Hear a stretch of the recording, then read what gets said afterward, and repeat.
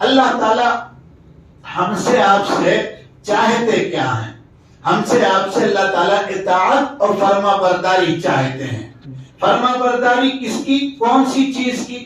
روزہ آیا تھا تو روزہ رکھ لیا، نماز کا وقت ہوا تو نماز پڑھ لیا، تراویح ملی تھی تراویح پڑھ لی، بس ہو گیا کام؟ نہیں، بلکہ ہم نے یہ 27 دن 30 دن جس پابندی کے ساتھ بہت سے گناہ چھوڑے ہیں، تو یہ ہم پکا ارادہ کریں چاند کے نکلنے سے پہلے تک کہ انشاءاللہ عید بعد سے اگلے رمضان تک زندہ ہم رہے تو ان تمام گناہوں کو ہاتھ نہیں لگائیں گے۔ سمجھ رہے ہیں کہ جس قرآن کو آپ نے 2 حافظوں سے بہترین انداز میں سنا، اس قرآن کو اللہ نے آپ کو توفیق اس مہینے میں دی ہوگی۔ آدھا پارا، 1 پارا، 2 پارا تو پڑھا ہوگا آپ نے، لیکن یہ صرف رمضان میں پڑھنے کے لیے نہیں آیا ہے۔ ہاں، رمضان میں اس کی مقدار بڑھ جاتی ہے، سمجھ رہے ہیں، اور دنوں میں 1 پارا پڑھیں گے آپ چلے گا، لیکن رمضان میں 1 پارا کی تلاوت مانی نہیں جائے گی۔ اس لیے ہر مسلمان کوشش کر کے آپس میں مقابلے کے انداز میں 5 پارے، 6 پارے، 10 پارے، بہت سے اللہ کے بندے اس سے زیادہ روز پڑھتے ہیں۔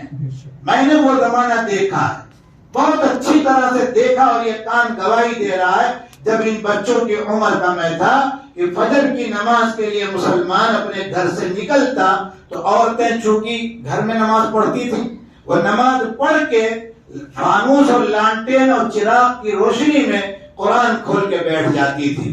ہم نماز پڑھنے مسجد جاتے تھے اپنے محلے میں اور واپس آتے تھے تو واپسی میں مردوں کے پڑھنے کی آواز آتی تھی اور جاتے ہوئے عورتوں کے پڑھنے کی آواز آتی تھی۔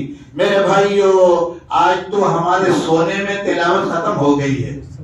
نمازی ہے تو وہ اٹھ کے نماز پڑھ کے پھر سو جاتا ہے، اور بے نمازی ہے تو وہ تو ظاہر سی بات ہے کہ 10 بجے تک سونا ہے، یا ڈیوٹی کے ٹائم سے آدھا گھنٹہ تک پہلے سونا ہے۔ پانی عورت بھر لے گی یا کوئی اور بھر لے گا، ایک آدمی اڑ گیا تو کام پورا ہو گیا، پانی آ گیا نا بھائی، سمجھ رہے ہیں کہ نہیں؟ باقی سب کا سسٹم وہی ہے سونے کا۔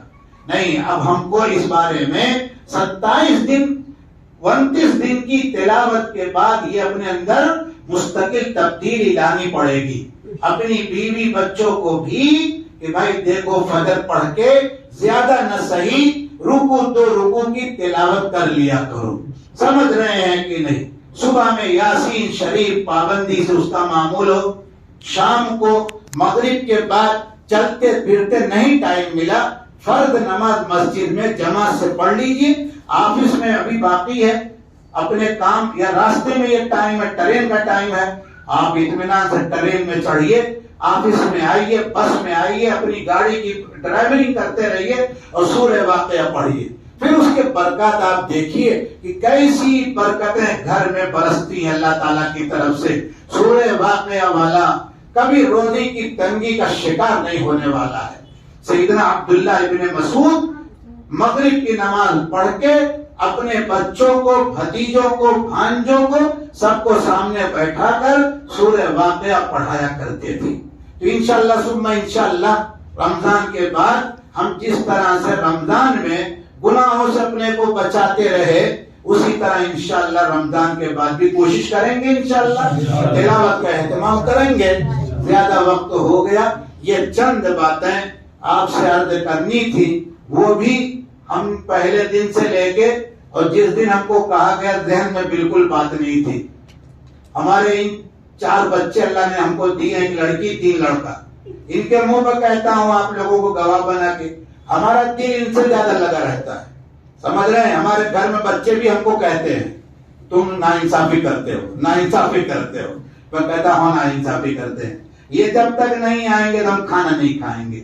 افطار میں بھی موبائل لگاتے رہتے ہیں، بھائی 5 منٹ بچہ تم ہو کہاں، جلدی آؤ نا۔ تو ایک دن انہوں نے کہہ دیا آپ کا نام لے کے کہ فرما رہے ہیں کہ کچھ کہو، میں نے کہا یہ تو بڑی مصیبت ہوگی تمہارے یہاں تراویح پڑھ کے، سمجھ رہے ہیں کہ نہیں؟ اس کے بعد 2-4 دن گزرا کہ آپ خود پکڑ لیے، اب شرم آ گئی مجھ کو۔ تو یہ چند باتیں میں نے آپ سے عرض کی ہیں، اگر اجازت ہو تو اب بات ختم کروں اور دعا کر لی جائے مختصر. دعا بھی کریں گے بعد میں, دعا کر لیے, درود پاک پڑھیے, دعا کر لیتے ہیں.